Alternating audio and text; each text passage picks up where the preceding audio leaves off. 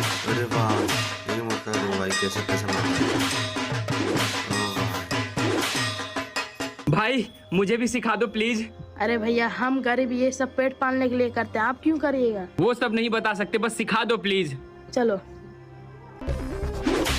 आइयो, आइयो।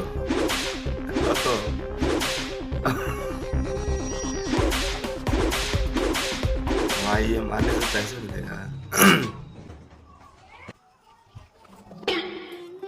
पापा मेरा रिजल्ट। आराम खोर, तू फिर फेल हो गया। ओह